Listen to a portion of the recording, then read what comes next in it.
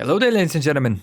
I know I've been gone for a while, but it's your boy Kero speaking, and just like John Cena, I'm back. And believe me when I say that I'm very much ready to talk about the newest SmackDown that happened tonight. I'll be honest, I got a lot of positive things to say about this show, and I definitely want to talk about John Cena because, yeah, some of the things I've noticed here are quite interesting. It feels like this was almost a farewell for John Cena. I'll get into the details when the time comes, but I do want to let you know you can find the Kero Wrestling Podcast on YouTube in video format, or you can listen to it on Spotify, Apple Podcasts, and even on Anchor. So you can listen to this anytime, anywhere, conveniently. That being said, let's get to tonight's SmackDown. Now, the show opened with Bray Wyatt. If you look at my SmackDown reviews before I mysteriously disappeared, I'm a college student, finals, it was pretty rough out there, and I might have just started taking professional wrestling classes and potentially just started training for professional wrestling and stuff like that. So I was a little busy, let's just say that, and continue to talk about Bray Wyatt here. You know for a fact that I've had a problem with this dude. Not with Wyatt specifically, but with his story. I felt that it was not going anywhere. And even when it did, it was moving at a snail's pace and I was getting super disinterested. And honestly, the only thing that kept me watching throughout this segment was LA Knight. I just liked the guy. I told you this before as well. I just find them fun. But when I look at the two on the mic, meaning Bray Wyatt and LA Knight, I can definitely easily see that Wyatt has just this X factor, this charisma, this grasp of the audience, the way he talks, when he talks, it sounds much more convincing. I just find myself more inclined to listen to him, even though LA Knight is not that bad at all. I mean, speaking of LA Knight, he came out, he said, "I still blame you." This is, everything that we're used to for months now, like 3 months at least. This is pretty much what we've been seeing. So I was ready to really tune myself out of this segment, especially when Uncle Howdy came out again. But this week something different happened. Uncle Howdy actually came out and started walking towards the ring. He actually got in the ring. And Sister Abigail Bray Wyatt, who has been challenged to a one-on-one match against or by LA Knight at the Royal Rumble, which honestly, Royal Rumble is shaping up to be quite interesting. But yeah, Wyatt got Sister Abigail by his relative, Uncle Howdy. Gotta be honest, I'm still not sure what exactly happened, but at least something happened. This week I can say that something freaking happened. We still have no idea who Uncle Howdy is, and I don't keep up with the news. Well, I do that intentionally. If something comes up, I'll of course read it and all that stuff, but I will never go out of my way to look at wrestling news. I won't delve into the storylines too much because I want to get surprised. And that's a big reason why I enjoyed myself while watching SmackDown tonight. Like, all I knew going into this show was John Cena is going to have a tag team match alongside Kevin Owens against Roman Reigns and Sami Zayn. That is it. And it's something I suggest you do too. Like, I probably shouldn't be doing this because I got a YouTube channel where I talk about professional wrestling. But yeah, I'm not over the moon with everything that happened in this segment, but I am admittedly interested in where this is gonna go now. We got a good amount of time until the Royal Rumble. So is this gonna turn into a triple threat? Is it gonna stay one-on-one? Is Uncle Howdy interfere somehow? Who the hell is Uncle Howdy? Is it Bo Dallas? Is it someone else entirely different? I'm predicting that as we're getting closer and closer to the Royal Rumble, we're gonna see stuff, let's be PG here, pick up. Things are going to get a lot more heated. I'm sure a lot more development, serious and meaningful developments are going to happen, which I'm super happy about because after Survivor Series, I'm sure you have felt it as well. The wrestling community kind of just went to hibernation. We're all sleeping right now. We're all waiting for the Royal Rumble. Everything is low-key. There isn't much excitement. People are not talking about wrestling that much, even like the hardcore fans, I'm viewing this as the calm before the storm, which is quite exciting. As far as this storyline goes, not a big fan of it in general, but I at least enjoyed this one somewhat. And I feel that they can get something good out of this if they keep at it at this pace. At least when it comes down to the intrigue level. If you're watching on YouTube, you're seeing the picture of Uncle Howdy right now. He's got a beard, blue eyes that are most likely, even obviously, lenses, contact lenses. He has, Uncle Howdy has like ashen hair. I guess he's a Targaryen, and Targaryens are all about the family. Like I said, I'm not in the loop. I don't go too deep into wrestling news, or I know some people have been like real into just finding every single detail about Bray Wyatt, all the QR codes and all that. I've been staying away from that, and that's what I'm gonna continue to do, so that maybe the reveal of Uncle Howdy can shock me. I don't want to ruin the surprise, not even a little bit. If there is one, maybe this is a brand new wrestler or superstar that we've never seen before.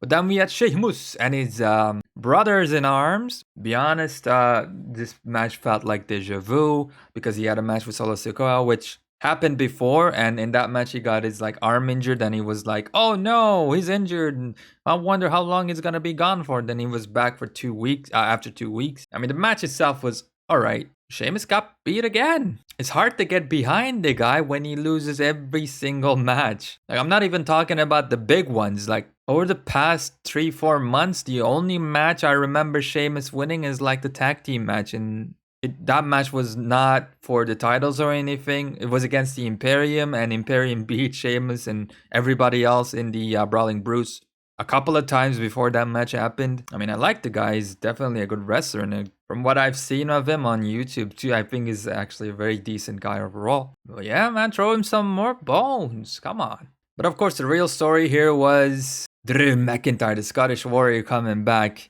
to a low card to mid card angle. And I think ever since he won against Brock Lesnar all the way back in the pandemic era, won the title, there was nobody in the arena, and it was like looking at the camera saying, "I did this for you."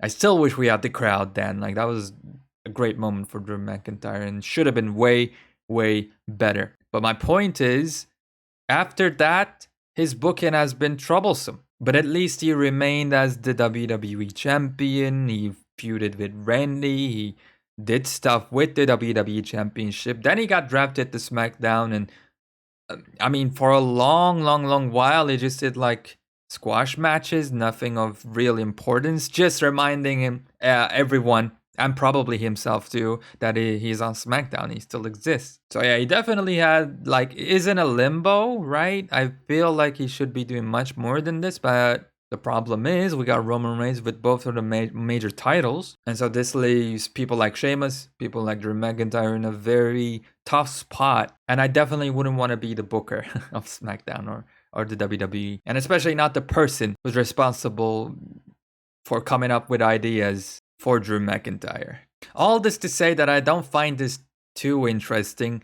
Besides, we've just seen the build-up and everything else, many segments between the Bloodline and the Brawling Brutes and Drew McIntyre, yada yada, during the build-up of Survivor Series. But at least Solo came out looking a bit stronger after beating Sheamus with the nice Samoan spike. And we're building up a future talent here with this segment. At least there's that. But again, this segment didn't interest me too much. And looking at it, I'm not seeing myself being over the moon for Solo Sikoa and Drew McIntyre either. At least on paper.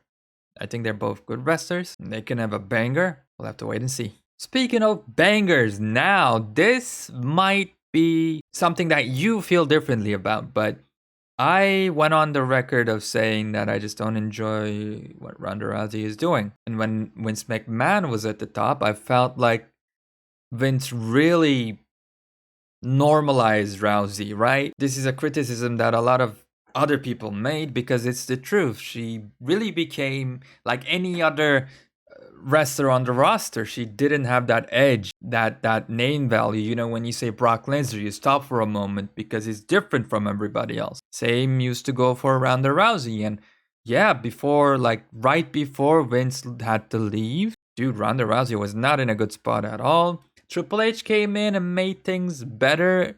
I feel Triple H has been using Ronda Rousey way more correctly. But even when that was the case, number one, her storylines were just, not that intriguing, to put it plain and simple. And number two, I mean, she's Ronda freaking Rousey. She's athletic. And considering the fact that she's not been wrestling for that long, I mean, it's been a couple of years, which thinking about that is crazy, but that's a whole nother subject. Still, A couple of years in professional wrestling, a craft that has so many layers to it, right? You have to think of 10,000 things while you're just doing one move. And then, if you have the time for it, you have to look at the crowd, analyze everybody, and try to lead the crowd or whatever, interact with them. And you have to do this at a high level consistently every single week. That doesn't just come into place. That doesn't just happen. Especially in the case of Ronda Rousey, he's not as protected as Logan Paul was, for example, if that's an argument you want to come to me with. Logan Paul, I take nothing away from the guy as far as his athleticism goes. I mean, his timing. But the thing is, they made sure that when he came in, everything was set up for him. Obviously, I don't have backstage access to the WWE, and I cannot ask the guys or the girls that work there directly how Logan Paul, how the Logan Paul match was handled. But I'd say it was obviously planned to the brim, right? They also had the chance to practice it. Just that one match, really focus, really focus on it. When Ronda Rousey has been wrestling as a full-time wrestler, now that I think about it, for a good long while. That's crazy. I say when I think about it because sometimes I forget about that, and I've criticized Ronda Rousey in the past because she simply had bad matches. But again, after everything that I've said, that's normal. She's new to this. And again, this might only be me, but this was, for me, the best match of the evening and best match of Ronda Rousey that I've seen in a while. In fact, I'll go as far as to say that this was the best Ronda Rousey match that I've ever seen besides her debut at WrestleMania with Triple H against, or with Kurt Angle against Triple H and Stephanie. That match was on another level. Number one, there were no botches. The timing was, I loved it. Ronda Rousey really interacted with the crowd at the right time, and she did it well. Her heel persona really came across well here, in other words. Yeah, there were like a very small minuscule hiccups, but this was really impressive. I'm not sure who was responsible for this. Maybe it was because Ronda Rousey wrestled with Raquel Rodriguez and she just led the match real well. Maybe, simply it was her opponent being good. But wow, I really like this. I was surprised by it as well. Maybe it's because Ronda got the chance to train with Shayna Baszler a lot more, and this is the result we're seeing of it. But yeah, I don't remember the last time I said I liked a match of Ronda Rousey. I know I liked her segments when Triple H first took over. I was saying like, this is how you're supposed to use Ronda Rousey. But as far as like a in-ring action that's related to Ronda Rousey, yeah, no. It's been a long while, but if this is what we're going to see from Ronda Rousey moving forward, I'm all for it. Again, I talked about small hiccups here. One happened with Shayna Baszler. She was a little late coming to the aid of Ronda Rousey. She was supposed to put Ronda Rousey's foot on the rope as Rousey was getting pinned after being hit with Raquel Rodriguez's finisher, which is like a second rope spinning sandown or whatever. That was not executed gracefully, but it wasn't a disaster either, so they just kept chugging along, which didn't affect the match as much as it would have. So again, nice recovery. Right after that happened, Shayna Baszler didn't get interjected. I heard the crowd, really feel like they really wanted to see that happen. And yeah, the ref kind of saw it. Yeah, it was not the greatest spot, as I said, but they managed to recover. Thankfully, the match ended real soon after that because you have Raquel Rodriguez showing her best shot and then failing because she was, screwed. So that's where you're supposed to finish the match, immediately. Because the more you let the match go, the more Shayna Baszler coming in and, messing with the ropes and all that, trying to screw Raquel over, the less effective it gets. Which is why I like the fact that the finish came real soon after that with Ronda Rousey locking in the armbar to the very injured arm of Raquel Rodriguez, and Rodriguez at the tap. But she's been booked pretty much like how she was booked back in NXT. I'm talking about Raquel here. But honestly, I think she deserves it. She definitely has a look for it. She's very good in the ring. And one thing I can knock, I guess, is her promo skills. But I think the WWE and Raquel herself is also aware of that, which is why we've not seen her talk too much. Raquel has been a woman of action, mostly. They've been playing to her strengths, and I see nothing wrong with that, and I know for a fact that her time is coming. Like, there's no way you can keep Raquel from capturing one of the titles. And I think when she does, she's going to keep that for a long while. Speaking of keeping titles for a long while, I'm going to go ahead and move a little faster now. Charlotte Flair came in with a new theme song. I couldn't hear it. The sound mixing on this, man. Ooh, the fake crowd noises and all that. WWE just goes ham on that. I can barely hear Charlotte's music. I can barely hear the commentary or whatever. It was good though. I enjoyed this. I definitely didn't know or expect Charlotte Flair returning here. She came in, and Ronda Rousey here tried to cut a promo, tried to say a couple of things. I think she fumbled it. Yeah, like, whatever. I say whatever because it really doesn't matter what she said here. She could have said, "Boo." You know, that would have, it wouldn't matter. Charlotte is back. But yeah, Ronda Rousey was like Eminem on the mic, bro. Like, chill. Just say 2 words. Make sure everybody understands and hears those words. And that's it. You don't have to go Eminem rap god on the mic. Anyways, I'm getting hung up on the unnecessary details again. Charlotte just said, hey, you know what my signature move is? Well, it's winning a title every time I step into the wrestling ring. And somehow she did it again. I'm a little iffy on this whole exchange, but it was a nice surprise to see Charlotte back. And it was a bigger surprise to see her beat Ronda Rousey for the title. Obviously, this makes Ronda Rousey look very stupid, but she's a heel, so she can get away with doing this. If you're wondering why I'm making this difference, just think about Bayley. Just think about her not wanting to hit Alexa Bliss and stuff like that. If a babyface looks stupid, she's done. Or he's done, doesn't matter. The heel can get away with it. But yeah, like Charlotte booted the hell out of Ronda Rousey when the match started, and I'm almost 100% sure she beat someone like that. The match starts, she big boots somebody, and she won. Maybe it was against Becky, not sure. It definitely brought back some PTSD, you know, but like, what was the cause of it? I can't quite remember. So if any of you guys remember, make sure to tell me down in the comments. I guess you can only comment on YouTube. Damn. Well, send your answer to me telepathically. You know, I'll make sure to receive it. Yeah, but Charlotte is the new SmackDown's Women's Champion, and we're at WrestleMania territory with Royal Rumble coming up first. It just makes the whole road to WrestleMania feel that much bigger. Yeah, I liked it. It was a good surprise. Dan, bro, straight after this, unless I'm missing some backstage segments, which I know for a fact that I'm going to talk about one backstage segment that I remember that has to be talked about because I really liked it. But let's talk about Gunther. I mean, I used to like this guy a lot back in the day too, but the more I see of him on SmackDown, I think he's my number 1 right now. I said Austin Theory a couple of weeks ago. Austin Theory is still up there at my top 3 as far as the people I'm behind, as far as people I want to see, you know, go out there and succeed. But Gunther, man, he's number 1 on the list.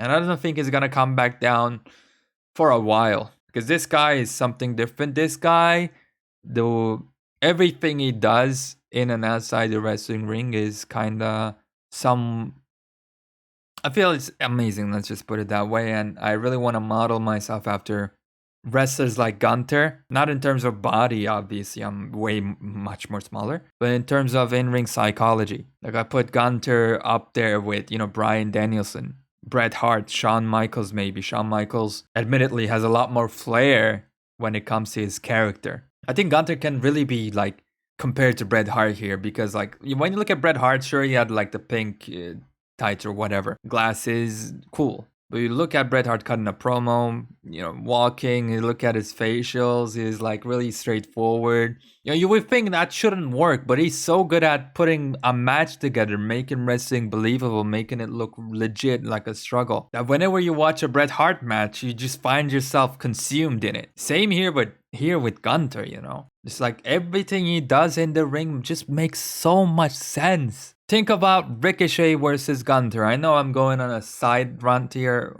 a rant, but I feel I gotta get this off my chest. Just like, look at Ricochet. He's been on the main roster for a couple of years now. Maybe 4, maybe 5, I'm not sure. Maybe it's not that much. It's probably not that much at all. Let's just say at least 3 years maybe. Regardless, he's been out here on the main roster for a long ass while. And do you remember any Ricochet match at all Maybe the one he won the Intercontinental Championship. Maybe you remember that one. But other than that, you remember nothing. But you're going to remember Ricochet versus Gunter. In fact, they're going to put that on his highlight reel if he, I'm sure he can manage. If he becomes a Hall of Famer, it's hard to say. It's a little early, or whenever he retires, that's going to be one of his highlights. Not because Ricochet did like a 1028 degrees splash, but because his match against Gunter gives you the feeling, at least it gave me the feeling like when I'm watching a football match or a soccer match for those of you of the American persuasion. And it goes back to the idea of when I watch a soccer match, I know for a fact that, these guys, unlike professional wrestling, are going out there to win. And this is a legit sport. And anything that happens, it happens because of hard work and skill. Like all of these guys want this. And there's a struggle going on, right? In that huge arena. They're trying to score a goal no matter what. And when I'm watching Gunter and Ricochet or many other Gunter matches, I'm seeing from both him and his opponent is that this is very important. They're trying to go for the win. This is a struggle. This is legit, I get that feeling even after watching professional wrestling for a long time. I'm able to suspend my disbelief. I'm able to be at the edge of my seat. Not because it's a great big returning moment like John Cena, right? That he did that. Not because we're in a Hell in a Cell match. No, it's just simple TV match, a championship, Intercontinental Championship match, one-on-one, no BS, no weapons, nothing. Just Gunter and Ricochet in the ring, and just some banging, some amazing in-ring psychology. That's all you need. So, as I've told you, I've started training for professional wrestling, and I've done it before, just for a month, in Gunter's school, actually, WXW Wrestling Academy. And yeah, even back then, he was the kind of wrestler I want to be. Again, my role models will be Bryan Danielson, Gunter, and Michaels. And of course, you can agree and disagree with the backstage politics and all that when it comes to CM Punk, but he's gonna be one of my also role models, because you look at CM Punk, I look at some of his older training videos back in ROH, the guy cannot even like do a simple forward roll properly, right? Like the warm-up stuff. And you might think that I'm saying this to knock him down, but not really. He never really was the most technical, the most perfect wrestler. He botched a lot. But you never cared because he was all about that in-ring psychology, that story. Like, go watch Brock Lesnar and CM Punk. I think it was SummerSlam 2013. Feels like ages ago. It was kind of ages ago. That's another great showcase of in-ring psychology, where two guys go at it. Brock Lesnar acts like Brock Lesnar, a huge dude that will destroy CM Punk. CM Punk is just like a Wolverine, never going down. It's an Extreme Rules match, so all the weapons are used in a sensical manner. It looks like a struggle. It looks like an actual brawl. It looks like CM Punk is actually, he hates Brock Lesnar. He just wants to destroy this guy, rip him apart. Paul Heyman is there as well. That's the kind of stuff that gets me excited, keeps me up at night, keeps me at the edge of my seat, and I want to make you guys feel the same way that I did when I'm watching those matches. Of course, that's a lot easier said than done. And speaking of being done, let's be done with the side tangent and get back on the episode. I mean, there wasn't much that happened here. Imperium said basically, here are all the guys we beat. Who's the next challenger? Well, Gunter didn't even have the chance to say that. Braun Strowman came out. And interestingly, he had his ass whooped here. Ricochet came to the rescue, but Braun Strowman is now potentially the next Raquel Rodriguez, because his arm was also injured by the Imperium. Bunch of chair shots and like a arm lock by Gunter. But it looks like this is our match in the Royal Rumble, at the Royal Rumble. So Gunter versus Braun Strowman, which I'm not against at all, because again, Gunter is just like, he does this thing where he plays to his strengths, and he also plays perfectly to his opponent's strengths. And Braun Strowman, in his case, his strength is literally his strength. I love the fact that Gunter is like a, total piece of shit. As soon as Braun Strowman gets the upper hand, he dips out of there. He runs like, his ass is on fire. But if Strowman just has like a sliver of opening, just a tiny bit of opening. He's like a blood-hungry shark, you know. I'm talking about Gunter. He gets in there. It does all the damage he can do. And I can already predict Gunter winning and carrying his Intercontinental Championship. I feel like he's going to be the champion come WrestleMania. And after that even, maybe. And him versus Brock Lesnar is not only looking more and more likely. If that fucking happens, oh, wow. I mean, like, earlier in the episode, I said I wanted to remain PG. But I just can't, you know. The idea of it excites me too much. And by the way, I absolutely love Brock Lesnar too. He is insanely good. Like, not only just looks wise and all that, but in the ring, he like, just look at the little things he's doing. Look at the little things he's doing. Like, Lesnar gets what professional wrestling is all about. He did not become a main eventer in this business, right? By chance. And he has not remained here for the rest of his career at a main event status, he didn't remain like as a special attraction by coincidence.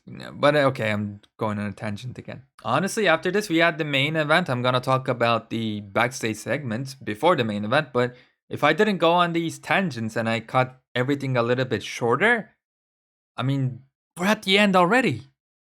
And this is something that I want to touch on as well. This felt like I was watching an NXT or good old primetime NXT, like when it was really, really good. You have 2 hours, but that 2 hours just goes by so quickly because every single segment, every single match is meaningful. Something happens, and we just bam, bam, bam, get to the next one. And by the time you even know what's going on, you know, the show is over. So you never get the chance to get bored of it.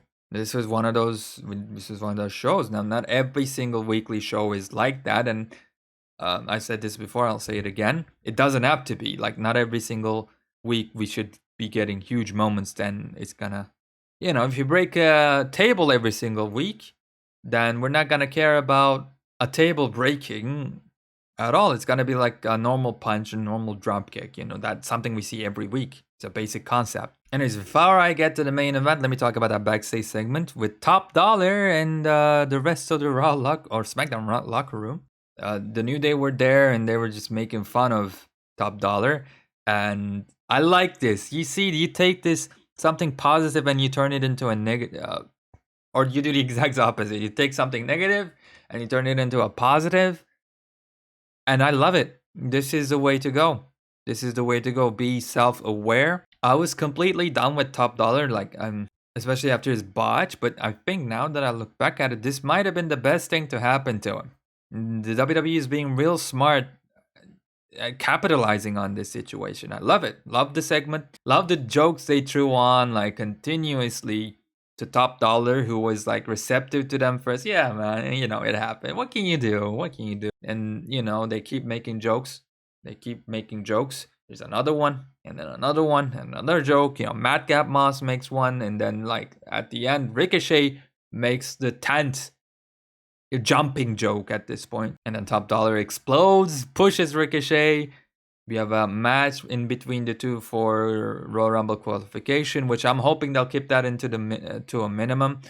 I'm hoping we'll know, like, maybe 5, 6 of the people. Let's say 10 at most, who are going to be in the Rumble, and then just leave the rest of them as a mystery. I'm sure Triple H will be, and his team will be aware, and they'll know exactly how to book a Royal Rumble. And, you know, even at the worst case scenario where they screw this up majorly, I am 100% sure that we're never ever getting that 2022 Royal Rumble. Yeah, this year's Royal Rumble, which Shane McMahon was responsible for, if I remember correctly. That was something also. At least, you know, you can smile or sleep better knowing that whatever happens in this Royal Rumble, it's going to be better than 2022. Now let's get to the main event of the evening. You know the match already. The Tribal Chief, Sami Zayn, and then John Cena and Kevin Owens tag team match. I remember getting mad at these types of matches. Oh, Randy Orton and John Cena, Triple H and Shawn Michaels as in a tag team match at the main event again. And sure, those, the 2009 era of SmackDown and Raw, it was not perfect, but, thinking about it, I guess we were kind of spoiled back then. Now, Roman Reigns being the champion, being the tribal chief, and keeping both of the main championships on him for this long, I think the booking has been done perfectly on that end, but of course it had its downsides, like I talked about Drew McIntyre not being able to do anything of real substance for a long while. But it does give us moments like this. Now, I've seen some people say this was boring, this was predictable, but I think this is one of those cases where, yeah, sure, it was predictable, but I mean, were you expecting anything else to happen? You were giving yourself false hope if that was the case. What I was expecting is exactly what I got. And I mean, when John Cena came out, he talked to the cameraman, he talked to us directly, thanking us for letting him do this for 20 freaking years. What a, milestone to leave behind, what a legacy to leave behind. And I'm sure John Cena will be back. We'll see him on a segment. He may even do a match.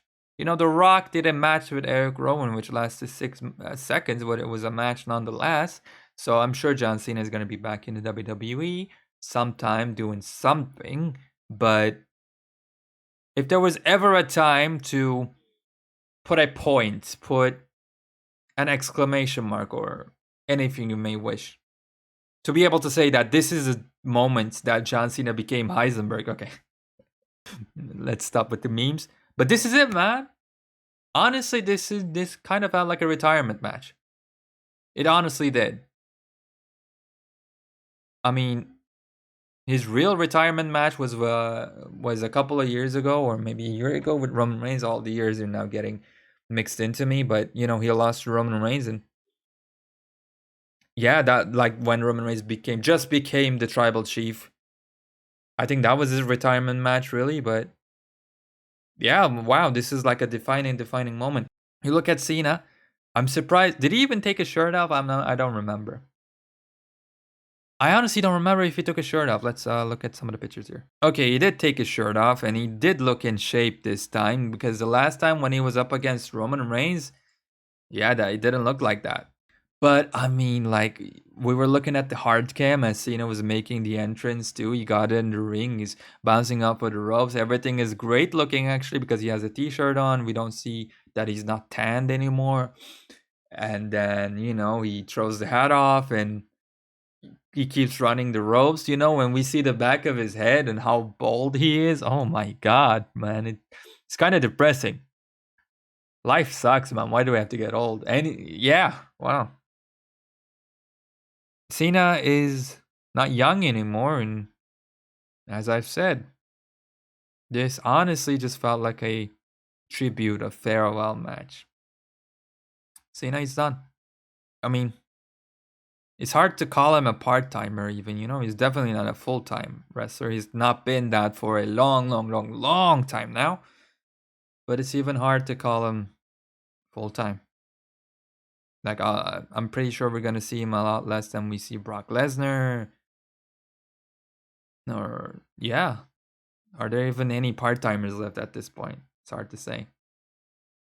Like, the likelihood of us seeing Stone Cold Steve Austin have a proper run back in the WWE is a lot more than John Cena. He's doing real well in Hollywood. He knows how to speak Mandarin. He says, 早上好，中国，现在我有冰淇淋. Stone Cold can't do that. 早上 hell yeah. He can't do that. The old Stone Cold can't do it. But Cena can.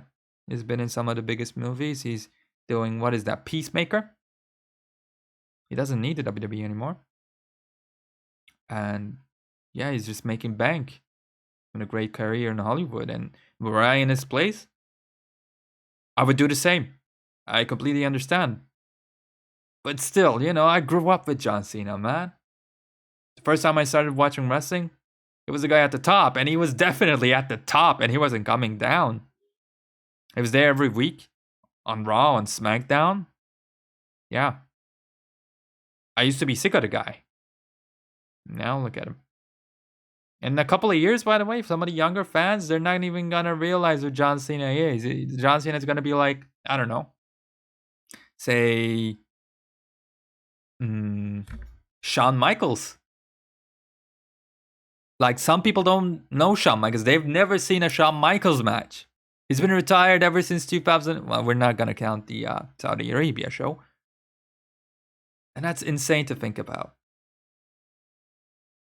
But yeah, it's kind of got me emotional on that front. I mean, match-wise, some people expected like a 5-star match, but why the hell? Like what? What are you drinking? You know, what are you having? Let me have that too. Jesus, bro. Obviously, this match was gonna go exactly the way it did. It's not about John Cena having a 5-star match. It's about just seeing an old friend, an old star that we used to adore. You know, having him back, giving him a handshake, giving him a hug and a cookie. Okay, yeah, and that was it. It was just a chance for John Cena to say hi, thank you, and I enjoyed every single second of it thoroughly. And maybe it's because I have that emotional connection with the guy because I've seen him. You know, when I started watching wrestling, it was a man, and I didn't like him for a while, especially when I discovered the wrestling community on YouTube and thought I was getting smarter about the business. You know, I'll admit I was one of those Cena haters, but that my hatred died down, especially when he started doing the United States Open Challenge. I started seeing him in a lot more of a positive light. I realized, like, wow, yeah, John Cena. You know, I like to hate on him, but Jesus, he's actually really, really good. He proved it time and time again with Kevin Owens, Sami Zayn. His matches with AJ Styles was amazing. I mean, Daniel Bryan, he gave him maybe the biggest moment of his career. Sure, we can argue that Bryan's biggest moment of his career is like the WrestleMania victory. But the reason he got there, or a big reason he got there, is because he was also catapulted by John Cena. When Bryan Danielson beat John Cena, nobody else have ever done that, you know, clean for the championship in a big stakes match. When John Cena was going at it full time, Bryan Danielson just beat him. He passed the torch somewhat to Danielson. Yeah, and like after that, like I really couldn't find it in myself to hate the guy. I think my peak hatred for John Cena may have been when he beat Mark Henry. Like at that point, I was like, "Oh my god, really?" Like I was, I was so like displeased with that I kind of lost. You know, I was broken. You know, like I don't even hate this guy. I can't. It's like, oh, I just don't want to see him anymore. You know. But the more I learned about professional wrestling and don't get me wrong, I still have buckets loads to learn. And I don't think in professional wrestling, as a professional wrestler, as a trainee, as just an avid watcher of the sport or the art form, or however you may want to classify professional wrestling as, you never stop learning. You can never stop learning. There's just so much to learn. It's impossible to do so in a single lifetime, maybe even in 3 lifetimes. And as I kept on learning and as I keep on learning, man, it's just like my respect for the guy just grows and grows and grows and grows as far as what he did in the ring. Outside of it, I mean, I honestly don't know how to feel about backstage politics, you know, in wrestling. It exists. It existed, you know, back in the day. It exists still today. That's something real interesting. And I'm not looking forward to get myself into that. Thankfully, I don't have to worry about that at all. I just have to worry about knowing how to take a back bump properly, as I'm just at the beginning of my training. But yeah, wow, okay, this got me thinking, man. I mean, I have not talked about the match, but should I? Should I talk about the match? I mean, is there anything to talk about? Obviously, John Cena and Kevin Owens won. Kevin Owens got the pin. Exactly how it should have happened. Insane, by the way. This guy started the year off with Stone Cold Steve Austin, and now he's finishing it with John Cena. Like, holy shit, would I want to be Kevin Owens right now? But he deserves it. He honestly does. Kevin Owens has everything to be a star. I'm so glad that he's, you know, getting the recognition properly now. I don't agree with everything Triple H is doing, and like you cannot ever please everybody, and you know nobody's perfect. But you know, doing what he's doing with Kevin Owens, great move. Exactly how it should be. God damn, man, I got emotional. Okay. I mean, my final thoughts on the show, top to bottom, it was really good. Like, I don't care about the Sheamus, Drew McIntyre bloodline as much as some of the other stuff that happened, or Bray Wyatt and LA Knight and all that. But those segments were good enough too, fun enough too. And like, yeah, just the show just kept firing on all cylinders. It wasn't boring. Seeing Cena back, God knows when we'll see him in a wrestling ring ever again. Yeah. it was nice. Certainly a good way to end 2022. It was special. And by the way, I say I'm a wrestling trainer or trainee. I've started training like 2 days ago, I think. And again, I have just 1 month of experience with WXW back in 2019. But this time I'm training for like a year and maybe even longer than that. It just depends on my situation, which I'll not get into. I'm in a bit of a complicated situation. That's for another video. That's for another time. But this time I'm training and I'm in for the long haul. You know, this is me giving it a legit try. And anyways, my trainer, Chris Chambers, by the way, the half-baked kid, he said something that stuck with me that I always knew, but I could never put into words if he didn't say this to me. Well, I went to Superkick Academy, right, to see what's up, to see, you know, if I can decide, and to ultimately sign a contract so I can start wrestling training, right? And Chris was there that night, and, you know, we talked, and I signed and everything. And as I'm about to leave and get ready to come in for my, you know, first wrestling training session, he told me that, you know, don't worry about much of anything. Just show up, right? Just show up every single training day that you can and commit.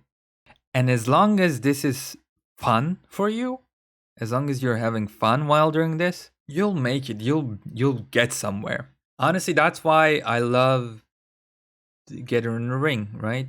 That's why when I was back in my home country, where there was barely any professional wrestling, I gave it my all. I have commentated, edited the entire show, done like the entire graphics. I set up the camera, set up the microphones. I freaking did way too much. I wrestled in the show too. In fact, in one of the shows, I did all of these that I've just told you about combined. That's why I went to Germany, all the way to Germany by myself, got into the wrestling. That's why I dieted and like gained 10 kilos when I was just like a stick, you know, 55 kilograms. That's why I started lifting weights. That's why I changed my life entirely, because I like doing this. This is fun. This is inexplicably fun. I don't know why it is like this, but I like doing this. I like watching this. I like professional wrestling. I know this for a fact. And the only thing I'm looking for when I'm watching a professional wrestling show is to have fun,